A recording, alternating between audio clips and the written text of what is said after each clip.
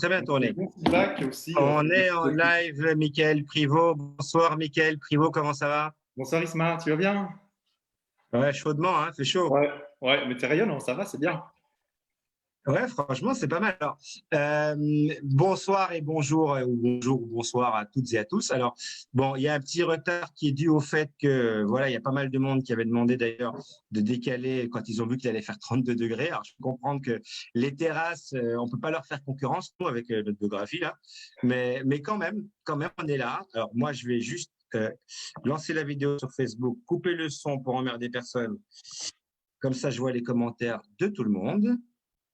Voilà, bonsoir à vous toutes et à vous tous qui êtes déjà là. Alors, j'arrange ça. Alors, Mickaël, avant d'aller plus loin, alors, on en a parlé, toi et moi, et tu m'as dit, à juste titre, que beaucoup de gens posent des questions sur, c'est vrai qu'on l'a eu beaucoup avec le bouquin, mais enfin, c'est quoi votre méthodologie, c'est quoi vos sources? Et c'est un truc typique d'ailleurs, souvent quand on veut disqualifier d'ailleurs quelqu'un. Je dis pas que ceux qui le font veulent disqualifier, hein. Il y a beaucoup de gens qui le demandent avec beaucoup d'honnêteté intellectuelle et de naïveté, mais sinon, tu en as pas mal quand on veut disqualifier quelqu'un, c'est quoi tes sources en fait? C'est quoi ton délil? C'est quoi ta preuve? C'est quoi ton machin? Et donc, j'ai l'impression que ces gens-là se disent qu'on s'est dit, toi et moi, un jour, tiens, si on écrivait un bouquin, on n'a rien à faire, on s'est mis dans une chambre, on a écrit un bouquin en 2 heures et on l'a fourgué. Donc, effectivement, je pense que c'est très important, et merci de me l'avoir rappelé, Mickaël, qu'on prenne cet épisode d'aujourd'hui. Alors, il ne va pas être trop long, il va être un peu plus conséquent que les autres, mais pas trop long, pour expliquer nos méthodes. Comment on a fait, toi et moi, pour aller puiser et qu'est-ce qui fait que c'est différent? Donc, comment on a fait pour aller raconter l'histoire de Mohammed? Alors, vas-y, Mickaël Privot, bonsoir. Comment on a fait? Ok, bonsoir. Bonsoir Isma. Bonsoir à toutes et tous qui prenaient le temps de nous regarder.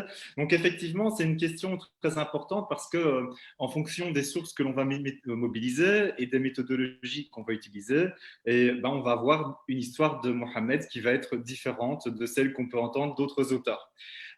Et donc, on a pensé que c'était vraiment important de préciser comment est-ce que l'on a essayé de travailler, qu'est-ce qu'on a utilisé comme source, quelle méthodologie, pour permettre à chacun, comme déjà tu l'expliquais la fois dernière, on a travaillé, on a eu des hypothèses, on a fait un travail honnête et on présente nos conclusions, mais on veut donner aussi à chacun et à chacune la possibilité de retourner dans les sources, de voir ce qu'on a été chercher, peut-être de les interpréter différemment, de les regarder différemment et de tirer ses propres conclusions. Nous, ce qu'on essayait de faire dans notre travail, c'était de dire, on vous met à disposition des outils, des sources, faites votre job, quoi. Si vous n'êtes pas d'accord avec nos conclusions, on ne cache rien, on vous montre la boîte noire en quelque sorte pour que vous puissiez tirer vos propres conclusions.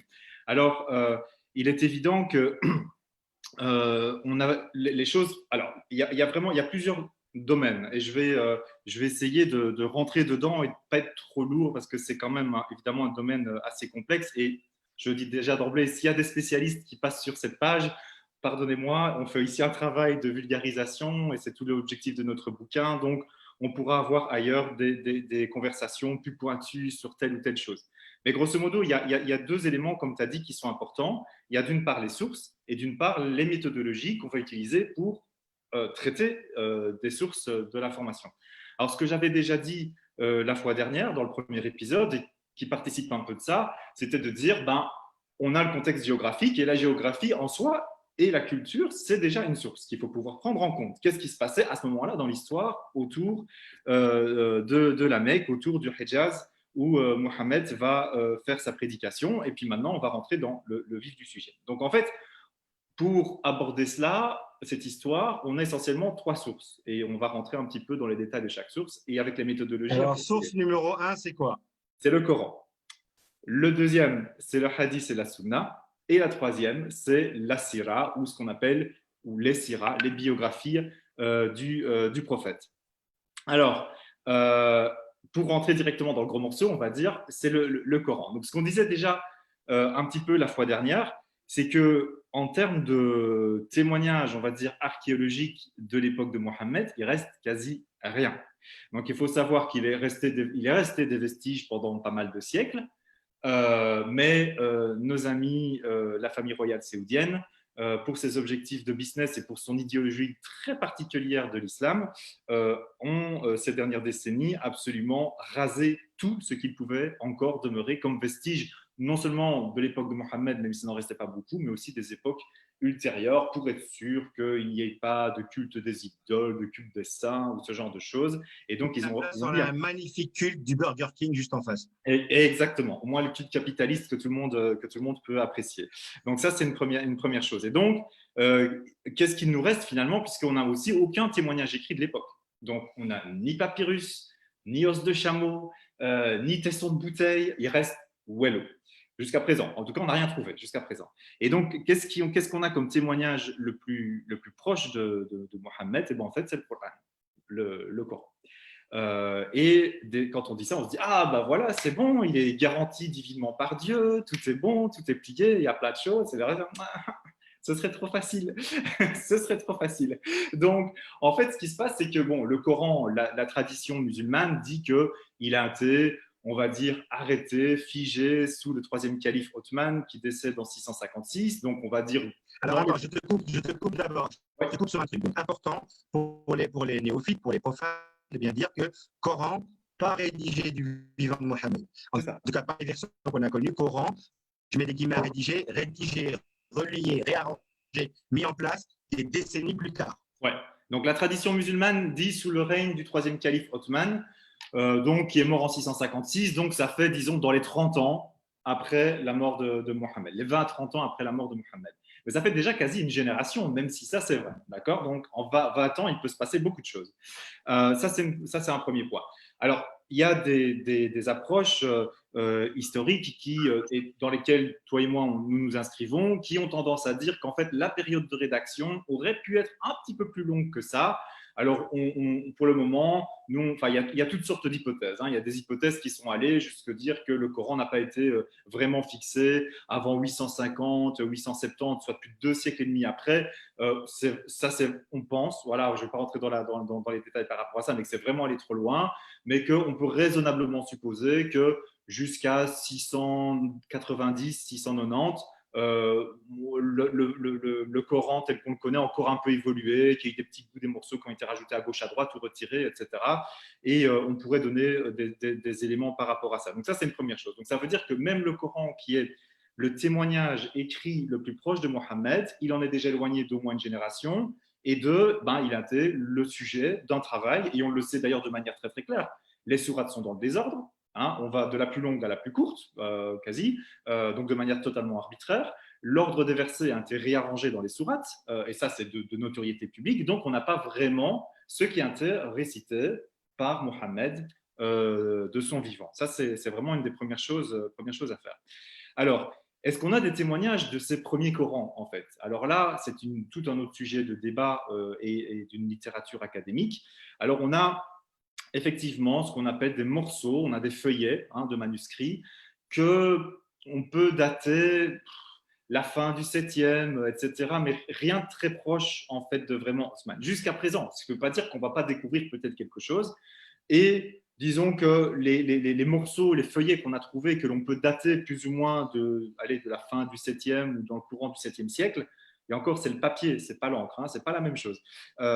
Montre grosso modo des variantes de ce que l'on connaît, mais en tout cas, on va dire rien de extrêmement différent du texte qu'on a aujourd'hui, mais en même temps, c'est que des petits morceaux. On n'a pas un Coran complet. Donc, c'est très difficile de savoir ce qu'était vraiment le Coran à cette époque-là. Et l'autre chose que l'on a découvert ces dernières décennies, qui est extrêmement intéressant, c'est ce qu'on appelle aujourd'hui le Coran des pierres. Alors, le Coran des pierres, c'est quoi? On a retrouvé, en fait, le long des pistes caravanières dont je parlais dans l'épisode 1, des versets du Coran qui étaient gravés par les nomades le soir au coin du feu ou quand ils voyageaient. Ils gravaient dans la pierre autour des endroits de campement des versets ou parfois c'était des invocations, d'accord? Et on voit et on constate qu'il y a des arrangements un peu différents, d'accord? Ces versets-là, de ce qu'on appelle le Coran des pierres, ils datent grosso modo, si je me souviens bien, là comme ça à la louche, entre 40 ans et 100 ans après la mort du prophète, peut-être un peu plus. C'est plus ou moins cette marge-là, on pourra peut-être faire du fact-checking par la suite.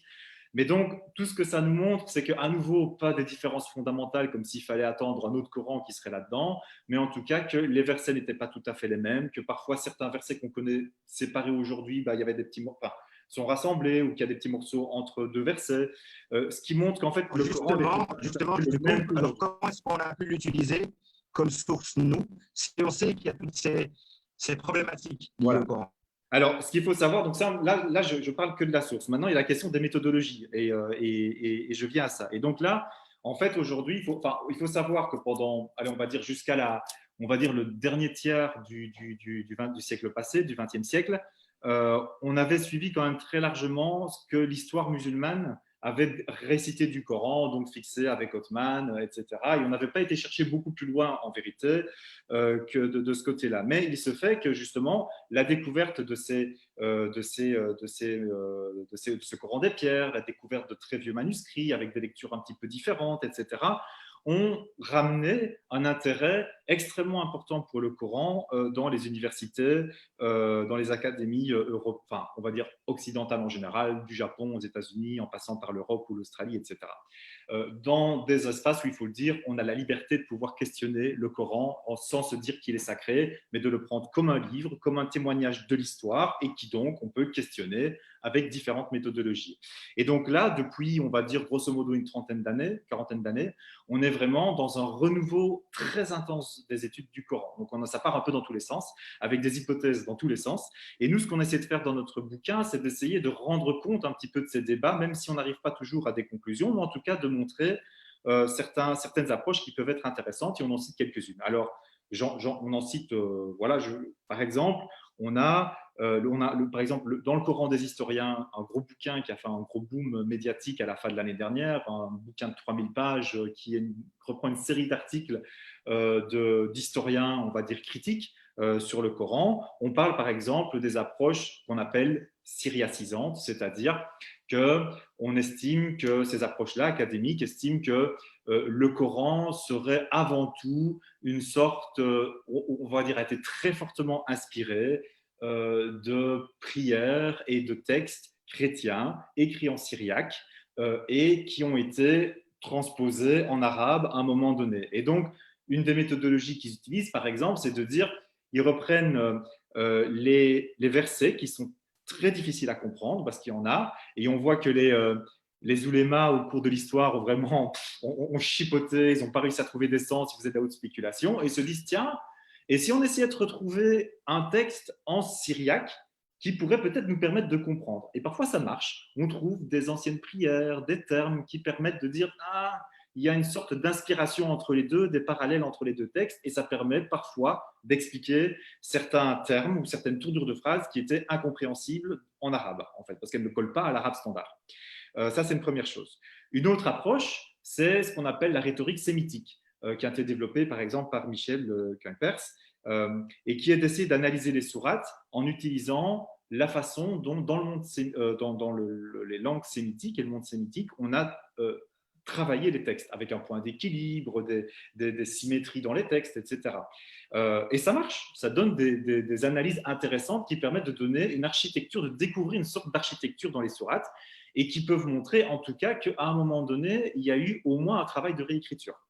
D'accord ? C'est pas dire qu'on a inventé tout le matériel, mais en tout cas qu'on a réécrit le matériel, qu'on a réarrangé le matériel. Donc ça, c'est aussi intéressant pour lui donner un sens qui soit cohérent avec une lecture, l'imaginaire et le rapport à la littérature du monde sémitique, puisque l'arabe est une langue sémitique comme le syriaque, comme l'hébreu, etc. Une autre approche dans laquelle toi et moi on s'inscrit, je vais dire plus, et on est très clair dans le bouquin par rapport à ça, c'est l'approche qui est développée notamment en particulier par Jacqueline Chabbi, qui est ce qu'on appelle l'approche anthropologique du Coran. Donc en fait, on essaye d'étudier le Coran comme un livre qui s'inscrit dans une société particulière, une géographie particulière, une culture particulière, parce que le Coran, il parle aux gens de son époque. Il n'est pas en train de nous parler à nous. Hein. Il n'a pas été écrit pour les gens du 21e siècle ni du 25e siècle. Il a été écrit pour les gens autour de Mohammed, dans leur petit monde, dans leur petit univers. Et donc, comme ça, on essaye de voir… Alors, je te coupe tout de suite. Je te coupe tout de suite, mais en disant ça, parce qu'il faut qu'on passe maintenant à la deuxième source, mais en disant ça, on est d'accord que tu donnes un coup de poing à toutes les théories qui pourraient dire que le Coran est un texte universel, venu sur Terre, pour parler aux gens du début de l'humanité à la fin de l'humanité. C'est un livre qui était déjà écrit avant, enfin, etc., etc. Si on se permet de dire un truc pareil, à savoir, voilà, le Coran parle d'abord aux gens du 7e siècle, ce qu'on a dit, toi et moi, c'est qu'on s'inscrit du coup en faux avec le fait que c'est un texte qui est là ad vitam aeternam et qui est censé parler à l'humanité entière.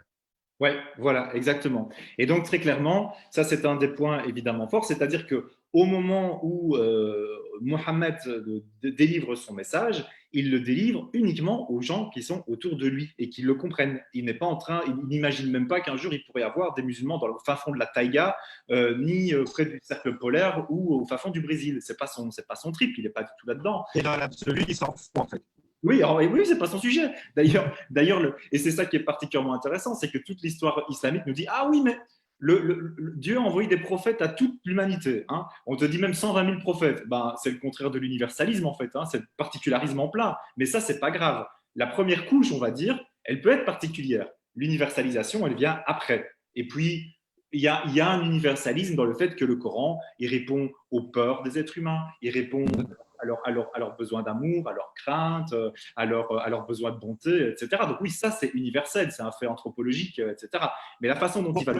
Pour clôturer le chapitre, alors pour clôturer justement cette source du Coran, pour pas qu'on se noie dans notre explication, on s'est inscrit dans cette méthodologie du Coran. Donc tu nous as bien expliqué qu'il y a eu des retouches avant de travailler sur le texte, qu'il n'a pas été écrit, et même le mot écrit ne tient pas, mais qu'il a été écrit en dialecte, etc. J'aimerais juste souligner dans nos méthodes, donc on a plongé, toi et moi, dans le Coran. Alors, il y a beaucoup de références quand je parle. Tu m'entends, toi? Oui, mais il y a beaucoup d'interférences, ouais. Ouais, il y en a beaucoup. Ben, désolé, c'est la connexion qui n'est pas terrible. Mais j'espère que vous entendez quand même. Je n'entends pas bien Ismaël, car ça grésille, problème technique. Tu m'entends, toi? Je t'entends, mais ça grésille. Je confirme. Merde. Alors peut-être c'est mon téléphone portable. Ça grésille encore? Ouais. Ça grésille encore. Tu peux un peu là, regarde un peu plus là. Et ça grésillait au début aussi? Ah non, moi, c'est nickel. Est-ce que ça grésillait au début aussi? Chez toi, Michael, je te parle à toi, Michael. Ouais, non, chez moi, ça grésille. Je t'entends toujours avec le grésillement, ouais. Il y a encore le grésillement, mais tu entends ce que je dis quand même. Oui, oui, j'entends tout à fait ce que tu dis, c'est clair. Bon, désolé, on va devoir faire avec ce grésillement, donc excusez-moi, mais je ne sais pas d'où ça vient. Donc, je vais vous chercher, je peux savoir. Mais donc, quand on a travaillé sur cette méthode-là, alors j'aimerais quand même dire deux éléments qui pour moi sont très importants. D'abord, nous, on n'est pas parti du principe qu'on voulait écrire un bouquin. On a d'abord commencé à se faire des réflexions, Michael et moi, en tant que deux musulmans qui veulent comprendre et qui veulent plus se faire arnaquer. En gros. Donc, on a commencé par des recherches. Alors, ces recherches-là, comme elles n'étaient pas vouées à être exposées aux autres, ben, on s'est permis d'aller très loin. Ma méthodologie à moi, par exemple, quand j'ai voulu étudier le Coran, après avoir rencontré Jacques Chabi, après avoir travaillé avec toi pendant des années, je me suis dit, alors cette méthode ne fonctionne qu'avec moi, hein, je ne veux pas exporter à qui que ce soit, mais comme je pars du principe que le Coran était censé ne parler qu'à Mohammed et aux gens de Mohammed à ce moment-là, ben, en analysant le Coran, je me suis dit très vite, je dois voir le verset et je dois voir le verset comme ayant une utilité directe à Mohammed. Il doit lui être utile. Si un verset ne lui est pas utile, il y a des grandes chances qu'il soit arrivé plus tard et que dans un premier temps, je le mette de côté. Et donc, je me suis mis à analyser les versets qui étaient utiles directement à Mohammed. Et c'est vrai que je t'en avais parlé, on a plongé là-dessus comme ça et on s'est rendu compte que, comme on disait, ça a fait sortir des nouvelles images. Ouais. Des nouvelles clés de lecture, des nouvelles clés de compréhension. On a commencé à comprendre pour quelles raisons Mohammed aurait dit ça. Pour quelle raison Dieu, si c'est lui bien sûr, Dieu aurait dit à Mohammed quelque chose. Et les choses devenaient de plus en plus claires, et plus elles devenaient claires sur le fait que Mohammed avait des raisons directes de faire ces choses-là, et donc d'appliquer un verset, et plus ça devenait clair que ces raisons n'étaient pas pour nous, finalement. Et donc il y a une espèce de, tout en restant musulman, pratiquant, croyant, il y avait une espèce de libération de l'esprit à travers cette méthode, de se dire, ben, comprenons pourquoi il a fait les choses pour lui, ça permet de comprendre pourquoi je n'ai pas à les faire pour moi. Et donc, effectivement, pour clôturer sur cette source qu'est le Coran, bien sûr, c'est pas sûr, bien sûr, il peut y avoir plein de choses rajoutées à côté desquelles on est passé, mais en tout cas, effectivement, c'est un texte qui se rapproche le plus au plus près de Mohammed et qui, au minimum, s'il ne nous a pas donné la clé du pourquoi et du comment, nous a permis de comprendre en tout cas l'environnement et les raisons qui font que certaines choses ont été dites et que d'autres ont été faites. Est-ce que j'ai été clair dans ce que je viens de dire? Non, vraiment, je pense que c'est tout à fait ça. C'est pertinent de rappeler cette chose-là. Et en même temps, par rapport et on va en venir sur le point par rapport au hadith, c'est-à-dire que quand on travaille de cette manière-là et qu'on finalement on reconstitue un terrain, c'est-à-dire qu'on pose un ensemble d'hypothèses sur ce que pouvait être la société de Mohammed, etc. En fait, non seulement il y a plein de choses qui viennent très très claires, et ça permet d'avoir une sorte de grille de lecture cohérente du Coran et parfois d'éviter justement ce qu'on appelle les hypothèses hypercritiques, hein, par exemple, qui dirait que la Mecque n'existait pas, que Mohammed n'a jamais existé, ou ce genre de choses. Et on se dit non, là, parce qu'il y a un vrai socle humain et anthropologique qui ne peut avoir eu lieu que dans cet endroit-là. D'accord. Et donc, on se dit, non, on ne peut pas inventer un truc pareil juste pour le fun. Il y a une histoire derrière. Et ça ne veut encore rien dire si on croit que le texte a été révélé ou quoi. On pourrait dire, oui, Mohammed a tout inventé. Oui, mais même s'il l'a inventé en correspondance avec son univers dans lequel il vivait. Et on va voir comment, en fait, il va aller chercher des choses, si on estime qu'il a été les chercher, même du christianisme, du judaïsme, etc., des païens aussi, et il va tout fondre dans son moule culturel en fait. Et c'est ça qui est intéressant et qui donne une richesse et ça permet de, comme tu dis, de aussi naviguer dans le Coran et de se dire tiens, ça c'est un truc qui colle pas avec son histoire, peut-être ça vient plus tard, etc. Et donc c'est intéressant. Et je dis juste encore deux choses pour terminer qui est vraiment important à mettre, c'est de dire que ben non, c'était pas important. Ouais, C'est tout? C'est tout? C'est bon? Alors, passons maintenant à notre deuxième source. Ouais. Alors, la deuxième source, alors je sais pas, peut-être est-ce qu'il y a des questions en ligne ou pas ou je sais Alors, pas. pour l'instant, j'ai une question qui est, c'est quoi le sabia? Tu as dit sabia, toi? Mais ça vient. Non, Non, ça me dit rien. Je crois qu'on a du mal à s'exprimer. C'est Raphaël qui demande ça. Raphaël, si tu peux reposer ta question parce que je ne sais pas de quoi tu parles. ouais, ça me dit rien. Alors, est-ce que ça va mieux le son de mon côté? Ça va un peu mieux. Ok, très bien.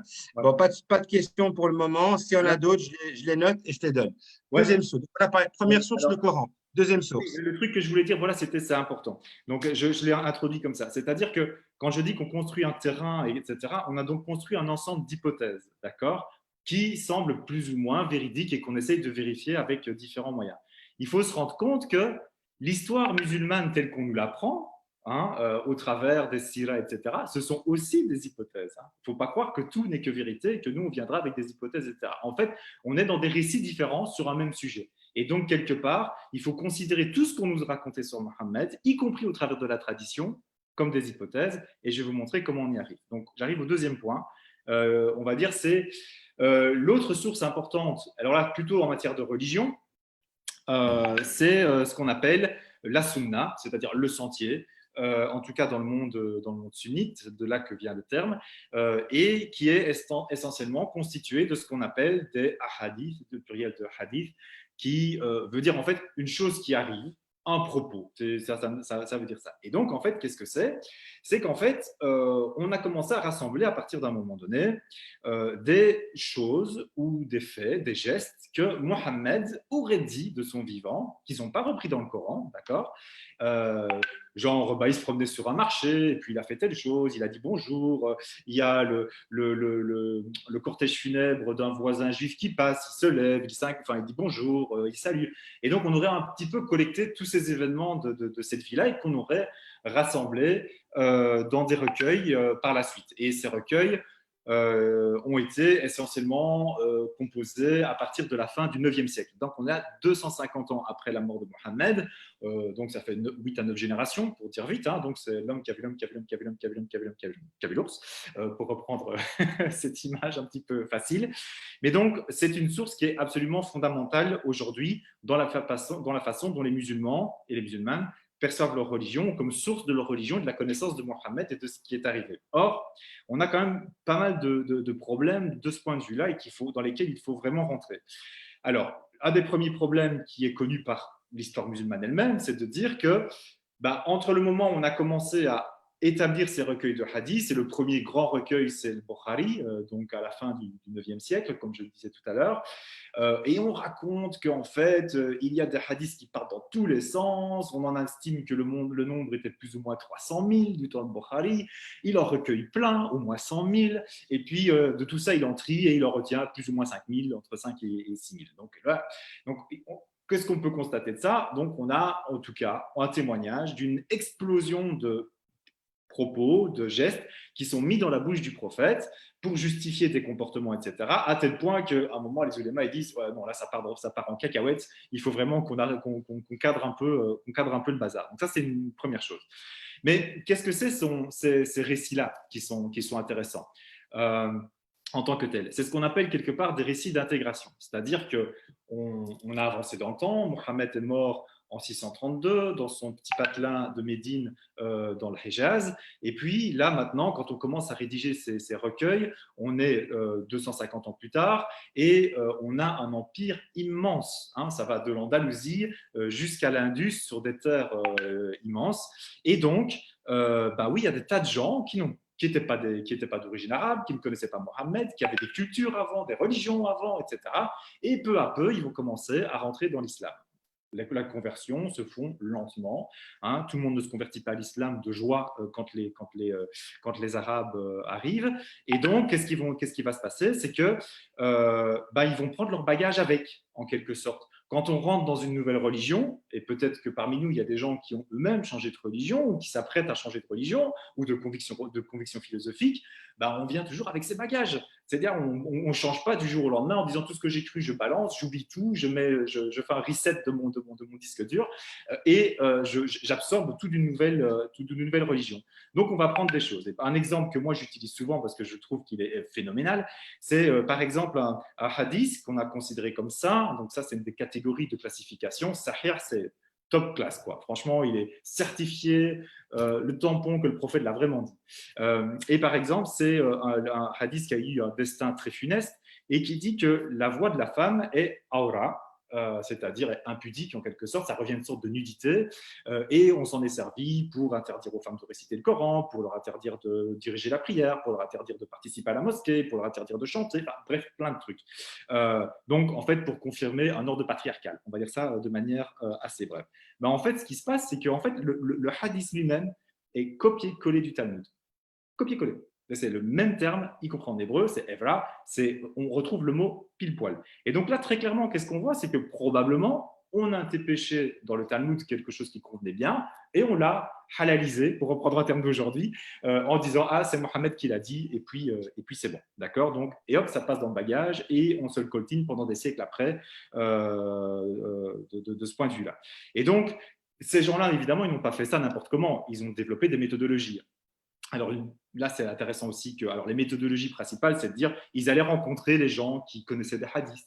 Ils demandaient, voilà, ils les rencontraient. Et qu'est-ce qu'ils checkaient? Ils checkaient s'ils étaient pieux, s'ils racontaient des mensonges ou pas, s'ils traitaient bien les animaux, d'accord? Comme des critères de dire c'est des gens bien, d'accord? Et là, si j'ai envie de dire, OK, on peut comprendre ça dans un certain monde, mais aujourd'hui, on sait bien qu'on peut être un menteur ou un salopard et dire quelque chose de vrai, et on peut être quelqu'un de très très bien et très très pieux et dire sincèrement un vrai mensonge, d'accord? Je penserais par exemple, pour rendre ça concret, je dis, pensons à Tarek Ramadan, d'accord? Ah non, tu vas nous foutre dans la merde, Michael. Ouais, On non, avait dit, on avait dit pas Tarek Ramadan, on avait dit pas lui. je peux pas Non, résister. alors, Tarek Ramadan, si tu nous écoutes et que tu veux porter plainte pour diffamation, c'est Michael Privot. Moi, j'aime ce que tu fais.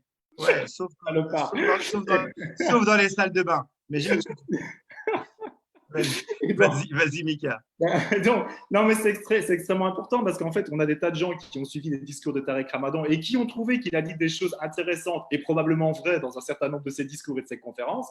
Maintenant qu'on sait ce qu'il a fait dans sa vie privée, et ça ne nous regarde pas comme disaient les autres, ce n'est pas le sujet de le juger sur ce qu'il a fait ou pas, mais de dire est-ce que parce qu'on pourrait estimer aujourd'hui que sa moralité n'est pas au top de ce que lui était en train de vendre à l'époque, tout ce qu'il a dit est nécessairement faux en termes de citoyenneté, etc. Non, ça n'a rien à voir. Donc on peut vraiment voir, en prenant cet exemple contemporain, que les critères qui ont été développés à l'époque, parce qu'il n'y en avait pas d'autres, parce qu'on ne faisait pas de la critique historique, parce que les méthodologies d'analyse de l'histoire qu'on avait à l'époque n'étaient pas celles qu'on a aujourd'hui, que leurs méthodologies sont absolument indiscutables.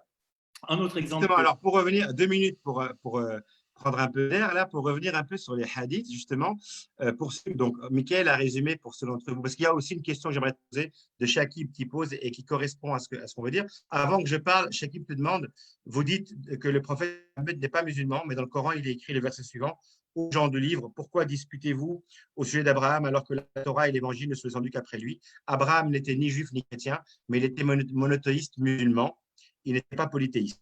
Et Shakib continue à dire, je pense musulman, dire soumis à Dieu. Donc pour moi, le prophète Mohammed, comme les autres prophètes, était musulman.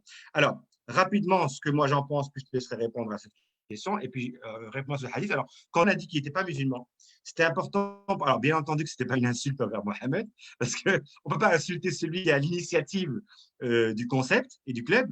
Ce qu'on voulait dire, c'est qu'en fait, l'islam comme nous le connaissons aujourd'hui, l'islam dont nous parlons tous, est un système politique construit bien après sa mort. Donc, il ne peut pas être musulman comme nous, on dit le mot musulman, parce qu'il est l'initiateur du truc. Et que si lui, je pense, revenait aujourd'hui sur Terre et voyait ce qui est devenu l'islam, il n'y comprendrait rien. Je prends un exemple au hasard, le ramadan est passé il n'y a pas longtemps, les prières du Tarawih, toutes les nuits là, pendant le ramadan où on prie en récitant tout le Coran, ben, c'est Omar qui les a mis en place, bien après sa mort. Donc, c'est un truc qu'il ne connaissait pas non plus. Alors, après, on pourra te dire que lui, il le faisait chez lui. Mais de cette manière aussi, groupée, il ne la connaissait pas. Donc, quand on dit Mohammed n'est pas musulman, bien entendu qu'on n'est pas en train de dire oui, c'est un polythéiste, c'est un méchant. On est en train de dire que musulman, par rapport à la notion d'islam comme on la connaît, l'islam étant un système politique construit bien plus tard, il n'était pas musulman, il était autre chose. Appelez-le soumis à Dieu, appelez-le hanif, comme le Coran, parce que quand tu parles d'Abraham dans ta question, c'est le mot hanif qui est utilisé, que Michael va expliquer maintenant. Et rapidement, je reviens sur les hadiths. Donc, Michael a expliqué que c'était des espèces de jacadis. Moi, je prends toujours l'exemple de jacadi. Jacadi, debout, tout le monde se met debout. S'il n'y a pas jacadi, on ne se met pas debout. Les hadiths, c'est un tel aurait dit que, un tel aurait dit que, un tel aurait dit que, un tel a vu que Mohammed a fait. Et on en a fait quelque chose de tellement sacré que parfois ça surpasse même le Coran. Et tu as par exemple de ce qu'on appelle le sahih, à savoir quelque chose de vrai, de véridique, donc des hadiths. Eh ben, un certain Bukhari aurait écrit son propre sahih, ainsi que Muslim, mais prenons Bukhari. Quand on voit où a grandi Bukhari, en termes de distance géographique et en termes de distance de temps, en fait, je crois qu'il était à De temps, ouais. 300 ans plus tard, je ne me souviens plus, Vas-y, et ouais. 1000 kilomètres éloignés, comment est-ce qu'on peut considérer que ce qu'il a dit sur le prophète peut être réellement sahih? Donc, c'est pour toutes ces raisons-là qu'on nous disons Mohammed n'est pas musulman, parce que musulman est une construction avec le temps. Donc, musulman comme nous le connaissons, c'est pour ça que c'est loin d'être une insulte. Vas-y, Ouais. Mickaël. Ouais, non, et c'est un sujet important parce qu'en fait, ça nous amènera peut-être, on viendra ça dans les épisodes ultérieurs parce qu'effectivement, c'est une question qui est importante. Donc là, quand que tu disais, effectivement, c'est au sens de musulman où on l'entend aujourd'hui, d'accord? Musulman, ça veut dire soumis à Dieu, mais en fait, ça veut même pas dire soumis à Dieu dans le Coran. Et ça, on reviendra sur cette notion-là parce que c'est pas le sujet d'aujourd'hui. Mais ce qu'il faut savoir pour dire, confirmer ce que l'on dit, c'est qu'en fait, les disciples de Mohammed et ceux qui ont conquis, qui ont sorti de l'Arabie et qui ont conquis le monde par la suite, pendant presque un siècle, ils ne s'appelaient pas musulmans, ils s'appelaient muhajiroun. Donc, donc eux-mêmes ne se considéraient pas comme musulmans au sens où on l'entend aujourd'hui, à savoir disciples de la religion islam. D'accord? Donc, c'est pour ça que Mohammed lui-même ne pouvait pas se donner ce nom-là, puisque ça n'existait pas encore. Voilà. Et donc, on l'a dans toutes sortes de témoignages. Muhajiroun, c'est ceux qui ont émigré, C'est ceux ceux qui ont quitté la Mecque. qui ont suivi Mohammed de la Mecque à Médine. Et c'est le nom qu'ils se sont donnés à eux. Nous sommes les Muhajiroun. Et on le voit par exemple dans les textes qui ont été écrits notamment en syriaque. Donc, les chrétiens qui les ont vus à l'époque remonter pour leur conquête, ils les appellent les Margraïens, qui sont pardonnez-moi pour l'expression en syriaque, mais qui est l'équivalent syriaque de Muhajiroun. Et ça a duré pendant presque un siècle. Donc, il a fallu un siècle pour que les gens ceux qui allaient devenir musulmans, donc les disciples de l'islam, s'autonoment. Nous sommes les musulmans au sens de qui appartient à la religion islam. D'accord? Donc ça, je pense que c'est vraiment important de remettre vraiment toutes ces choses en perspective parce que les mots ont une histoire et donc on ne peut pas coller un concept après sur une personne. Comme tu as dit, Jésus n'était pas chrétien lui-même, même s'il est, on va dire, le fondateur, ou il est devenu le fondateur. Oui, il a créé le club. Ouais. Alors, ce qui est aussi important pour revenir à ce hadith, il y a encore quelques précisions aussi qui sont vraiment importantes. Attends 2 secondes, Michael, parce que je reçois des messages sur le son. Est-ce qu'au niveau du son, tout le monde nous entend encore?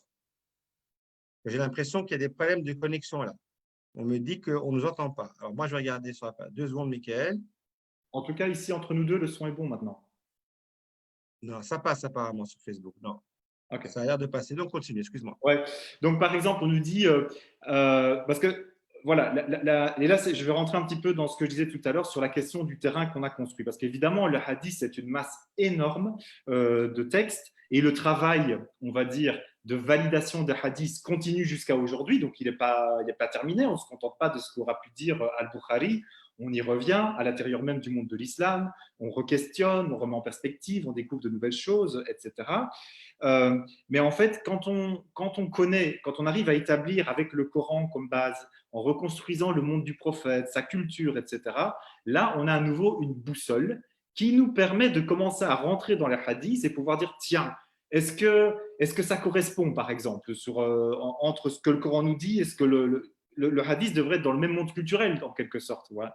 Par exemple, pour donner un exemple, euh, le Coran, dans le Coran, l'enfer, c'est le désert. Ce n'est pas un enfer souterrain comme on en a l'habitude aujourd'hui. D'accord. Je ne vais pas rentrer là-dedans maintenant, mais si vous vérifiez, relisez le Coran à la lumière de ce que je viens de dire, vous allez vous rendre compte que chaque fois que le Coran parle de l'enfer, il parle d'un lieu dans le désert, sous le soleil, qui crame tout, etc. Le nar, ce n'est pas le feu flamme, c'est le feu solaire, en fait. D'accord.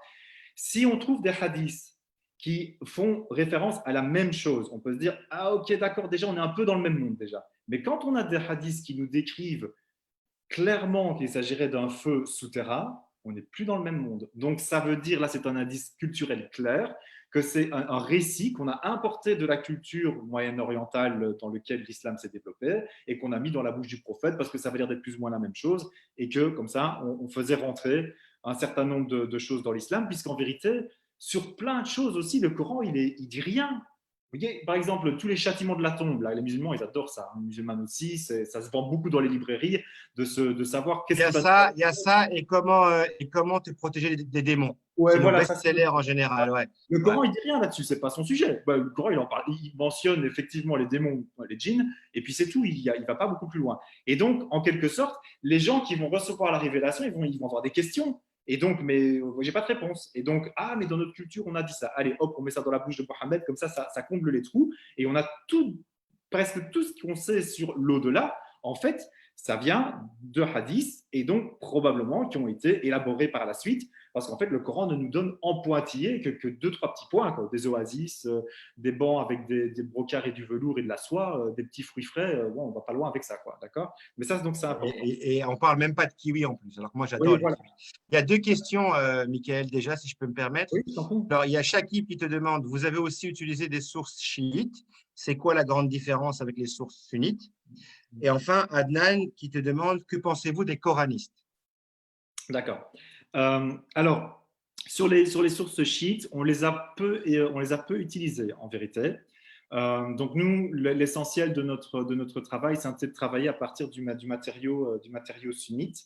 Ce qui ne veut pas dire évidemment, parce que j'entends souvent cette remarque en disant ouais, mais genre chez les chiites, on aurait plein de trucs plus vrais, quoi. Non, la littérature chiite est aussi construite et aussi, on va dire, problématique que la littérature sunnite, d'accord. Je ne sais pas si tu peux montrer peut-être, Isma, le slide que je t'ai envoyé tout à l'heure, parce qu'il est intéressant ici par rapport à Alors, ce comme qu'on tu a. as parlé de Tarek Ramadan, j'espère ne pas me tromper de photo. Alors, attends, j'espère. Ouf, ouf, c'est la bonne. Voilà, Ouf. il n'est pas dessus. Donc là, j'ai essayé de mettre sur une ligne du temps un petit peu l'apparition des grands oulémas, de ceux qui vont un petit peu forger l'histoire. Donc on voit à partir de la gauche, sur la ligne du temps, le décès du prophète. Et ce qui est vraiment très intéressant, c'est de voir comment. Alors, je vous demande de particulièrement faire attention aux étoiles grises et aux petits carrés, petits losanges jaunes, pardon, qui montre un petit peu à partir de quel moment on va avoir une inflation du nombre d'histoires du prophète, auquel je vais venir par la suite, et une inflation du nombre de recueils de hadiths du prophète Mohammed, de ce dont je suis en train de parler maintenant. Et on voit que ça vient plus de 2 siècles après, et particulièrement par rapport à un point que je marque en rouge, en 2 parenthèses, qui est le décès du fondateur d'une école de jurisprudence, le chaféisme, de la troisième, donc c'est Shafi'i, Et pourquoi? Parce qu'en fait, ce qu'on se rend compte, c'est que dans l'histoire, pour faire très très vite, on pourra revenir, la façon dont les premiers qui vont prendre conscience et réfléchir d'une manière théologique sur le rapport au Coran et à l'histoire du prophète Mohammed, c'est l'école Kharijite. Je reviendrai par la suite là-dessus. C'est une école minoritaire aujourd'hui. Bon, grosso modo, ils sont opposés à tout le monde après l'assassinat de Othman, puis de Et là, Ali. on va beaucoup trop loin. Là, on va beaucoup trop loin. Ouais. Là. Donc, puis les chiites développent théologiquement leur position et comment ils comprennent la transmission de la prophétie par Mohammed. Et puis, en réaction, les sunnites le font en dernier, en vérité. Et c'est ce Al-Shafi'i qui va dire que hein, la personne la plus importante, finalement, dans l'histoire, c'est Mohammed. Il devient quelque part le modèle normatif, celui qui va dire, pour les sunnites, on va dire, c'est sur lui qu'il faut se caler. À partir du moment où on sait que c'est sur lui qu'il faut caler son comportement, on va commencer à voir le développement des histoires, parce qu'il faut bien le connaître, c'est qui ce gars-là? Et puis après, on va voir tous les hadiths qui vont venir pour expliquer pourquoi il faut connaître le gars. D'accord? Et donc, je pense que c'est vraiment important de remettre ça dans une ligne du temps pour voir un petit peu comment est-ce que les choses se sont construites et de se dire que les sunnites, comme les chiites, sont dans un rapport particulier, chacun pour justifier ses intérêts par rapport à Mohammed, et vont construire des histoires différentes qui peuvent se recroiser, qui parfois s'annulent, qui parfois sont contradictoires et qu'il faut pouvoir explorer. Mais nous, on a estimé que dans notre ouvrage, c'était vraiment aller beaucoup trop loin par rapport à un ouvrage de vulgarisation que de ramener encore plus une critique de la littérature. Alors, qu'est-ce que tu penses des coranistes? Alors, les coranistes, c'est une nouvelle, on va dire une nouvelle, non. Disons que c'est une école islamique qui considère qu'en fait, on ne doit se focaliser et ne prendre pour guidance et comme grille de lecture, on va dire comme boussole, que le Coran. Voilà. Bah, du coup, Mohammed était coraniste. Bah oui, parce que lui, il a révélé le Coran. Lui, Ben ouais. le hadith, ce n'était pas son sujet. Et donc, effectivement, par rapport aux sunnites, que je viens de dire, dont le point d'entrée principal dans la religion, et je vais y être fort, hein, n'est plus le Coran, mais le hadith, d'accord? Donc là, il y a une rupture, effectivement, qui est assez importante, une divergence fondamentale, puisque pour les coranistes, toute la sunna, enfin, il y a des nuances aussi dans les coranistes, hein, mais le gros, voire toute la sunna, c'est au bac.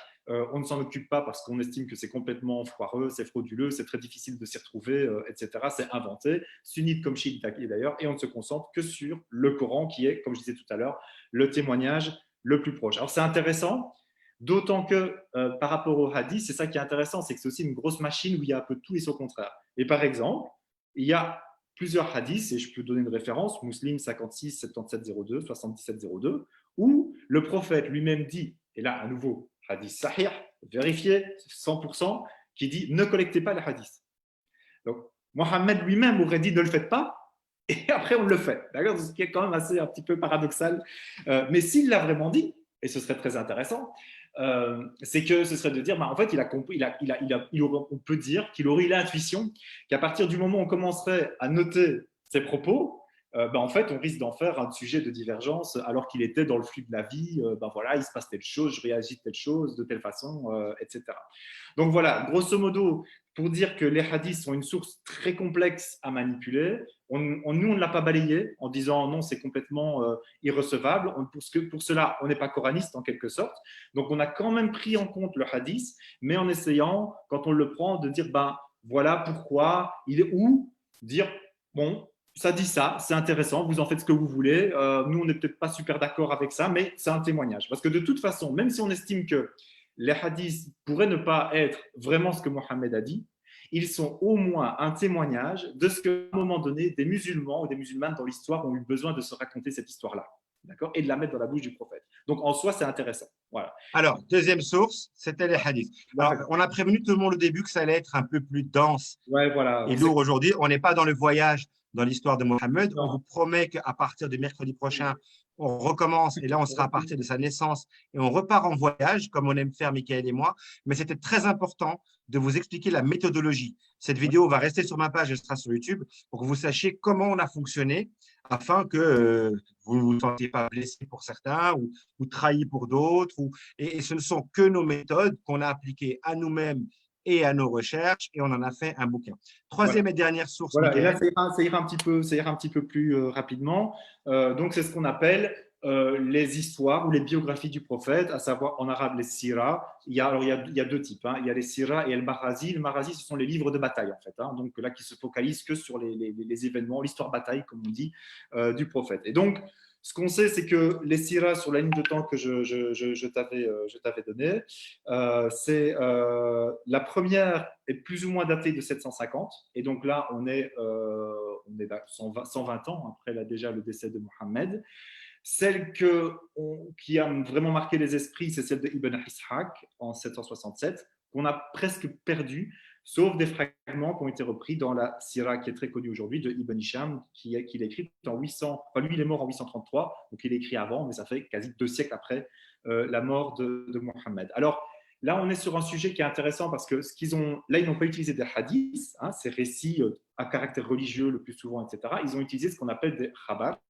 Et khabar, c'est une information. Et disons que les critères, on va dire, les critères qui ont été utilisés sont un petit peu plus bas que ceux qu'on a voulu développer pour le hadith. Alors, bon, c'est intéressant de savoir ça parce qu'en fait, on voit, et là, nous, on est allé vraiment, et on cite les sources dans notre livre à de nombreuses reprises, on est allé mettre les mains dans le cambouis de ces siras que peu de gens lisent aujourd'hui. Et il y en a plusieurs, hein. On a beaucoup utilisé celle d'Al-Baladhuri, de Ibn Sa'd, on a aussi celle de Tabari qui est plus tard. Parce qu'en fait, ce qu'on va voir, c'est qu'en fonction des époques, en fait, les récits vont évoluer. Donc, ça veut dire que la façon dont on va se raconter l'histoire du prophète, elle va changer au fur et à mesure du temps. Et on vous donnera quelques exemples. On en reparlera notamment sur le fameux récit de Isra wal Mi'raj, où là, on a un exemple extraordinaire de l'évolution d'un récit, en fait. Là, on a creusé un petit peu plus. Mais donc, c'est vraiment important de voir que ces historiens, les premiers historiens de Mohammed ou ces premiers biographes, c'était des gens qui étaient aussi, c'était pas comme aujourd'hui des professeurs d'université dont on attend l'objectivité, de faire un travail en croisant les sources, etc., etc. C'était aussi des gens qui, à l'époque, étaient payés par le régime en place pour écrire une histoire. D'accord ? Très typiquement, ils étaient stipendiés par des gens qui dépendaient du califat abbasside, qui a pris le pouvoir en 750 contre les Omeyyades. Ils auront tendance, de manière assez générale, à faire intervenir Ibn Abbas, qui était l'oncle de Mohammed, qui est resté, pour le dire, un mouchrik, un païen, jusqu'à la fin. Il s'est converti après la prise de la Mecque, vraiment converti de la dernière heure. Mais on va le faire intervenir, par exemple, aux différentes prestations de serment de Mohammed avec les gens de Médine, pour dire il était là dès le début, les gars, vous tracassez pas, il était plus vrai que les Omeyyades, voilà. Ou peindre les Omeyyades, qui était la dynastie précédente. Ibn Abbas, pour ceux qui ne le savent pas, dont descendent les Abbasides. Voilà, dont des Abbassides, et de dire, par exemple, que les Omeyyades, c'était pique-pendre, que c'était tous des vendus, enfin, grosso modo. Hein. Il le faisait avec un peu de subtilité, mais il ne les mettait pas en valeur. On va dire ça comme ça. Hein. Mais donc, c'est normal pour des gens de leur temps, comme aujourd'hui, on a des gens qui vont raconter l'histoire de tel président, etc. Et on sait ils sont payés pour, et ils vont leur raconter des choses plutôt sympas, ils ne vont pas avoir un regard critique. C'était la même chose. Et donc, mais ça veut dire que tous ces témoignages sont vraiment utilisés avec précaution. Il ne faut pas les rejeter, mais il faut voir qu'ils ont un intérêt à raconter et à mettre en valeur un certain nombre de choses. Et je voudrais terminer donc, et aussi de manière très importante, et je terminerai sur un point d'historiographie, c'est que il va y avoir aussi ces gens qui vont écrire l'histoire de la biographie de Mohammed. Ils vivent dans un contexte où ils sont entourés de chrétiens, de juifs, dans des communautés très vivantes, d'accord. On va voir qu'il va y avoir une tendance à, christianiser Mohammed ou mosaïser Mohammed. C'est-à-dire qu'on a une histoire où le Coran, par exemple, ne raconte aucun miracle de Mohammed. Ou alors, il n'y en a pas un seul. Et d'ailleurs, on va dire, la théologie va nous dire, le vrai miracle de Mohammed, c'est qu'il a été inspiré, qu'il a reçu le Coran comme ça, et puis c'est tout, il n'y a rien d'autre. Et qu'est-ce qu'on va voir dans les histoires ? Il va multiplier les dates, hein, la multiplication des dates. Au lieu du pain, mais c'est une question d'acculturation. Ou bien, acculturation, ou bien va multiplier c'est un bol de lait qui ne finit jamais, ou bien c'est des ragoûts de brebis qui ne se terminent jamais. Enfin, donc, on voit vraiment du copier-coller de miracles qui ont été attribués à Jésus et on va attribuer les mêmes miracles à Mohammed pour dire attendez, notre prophète. C'est pour dire le nôtre est meilleur, les gars. Oh là, on arrête là. il n'est pas moi. Voilà. Et donc ça c'est vraiment aussi intéressant de voir comment on va réinterpréter, on va inventer des figures, on va dire, de style, si on peut dire, pour montrer que en fait, Mohammed, c'est bien un prophète et on va reprendre des caractéristiques et on abordera ça dans les prochains épisodes pour montrer comment il s'inscrit dans la longue histoire de la prophétie et pas que c'est juste un petit gars du désert qui aurait entendu un truc un jour au fin fond d'une caverne. Voilà, pour dire les choses comme ça. Et donc, il faut… Voilà nos sources. Voilà, donc on n'est pas… Et je vais terminer vraiment sur un point super important.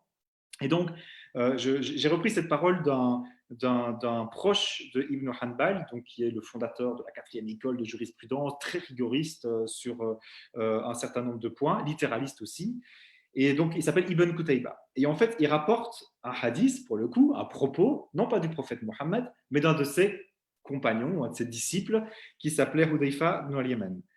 Et il dit quelque chose de vraiment fondamental. Et vraiment, il faut que vous l'entendiez. Il dit, nous les Arabes, donc les Arabes de Jazira, de ceux qui viennent de la péninsule arabique, quand nous rapportons un fait, d'accord, il dit, nous changeons la date, avant ou après, nous ajoutons et nous retranchons des détails sous-entendus à volonté, mais il n'y a aucune volonté de mentir.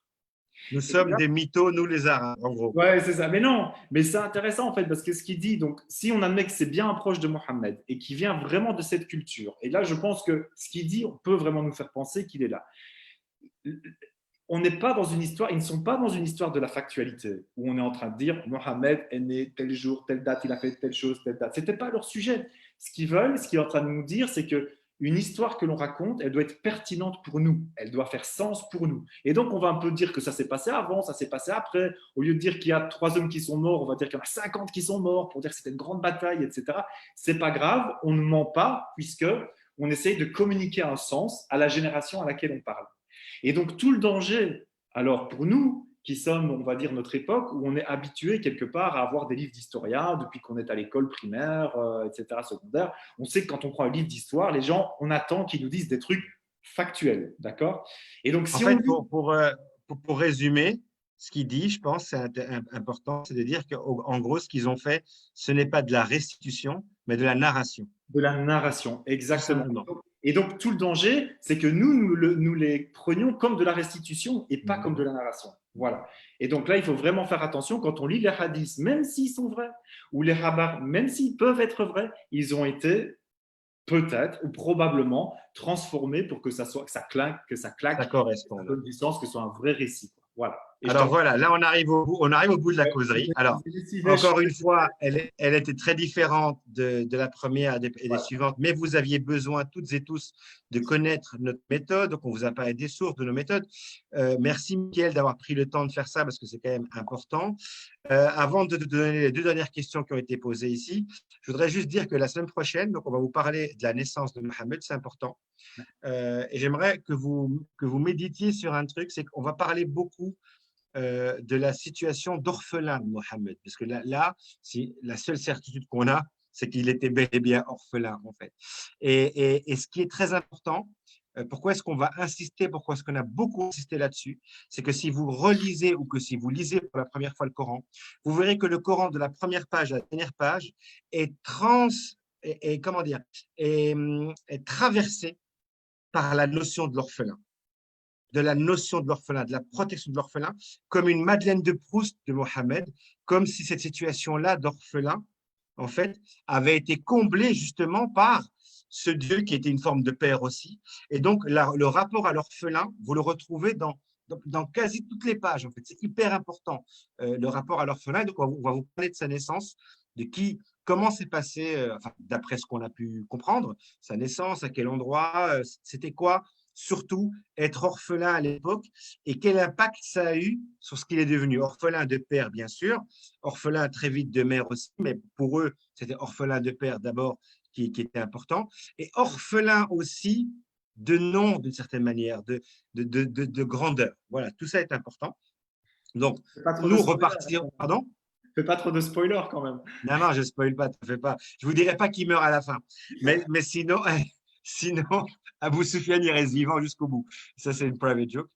Sinon, donc rendez-vous mercredi prochain pour ça. On repart dans un voyage où on vous racontera des choses, où on assumera la part de narration qu'il y a en nous, même malgré nos recherches. Et enfin, il y a une remarque et une question, Mickaël, j'aimerais qu'on finisse là-dessus. Il y a une remarque d'Adnan qui dit avec le sourire, si je comprends bien, on est vraiment à côté de la plaque. Alors, je ne sais pas pour toi, Adnan, mais nous, on était à côté de la plaque au départ. Mais ce qui est très intéressant, c'est que quand tu te rends compte que tu es à côté de la plaque, ben, tu commences à chercher. Et ça, c'est, pour nous, en tout cas, ça a été hyper intéressant. Donc, je te laisserai répondre à ça, Michael. Et Shakib te dit, où sont les livres du Sahih Bukhari, Sahih Muslim et de la Sira? Voilà, ce sera les mots de la fin pour toi. Est-ce qu'il y en a des originaux? Ah, des originaux. Alors, bah, pour commencer sur cette question-là, je ne crois pas qu'on a les originaux de ces différents bouquins, mais on a des copies qui sont datées très proches. Et puis savoir que c'est vraiment des bouquins qui ont été copiés enfin, des centaines, des milliers d'exemplaires.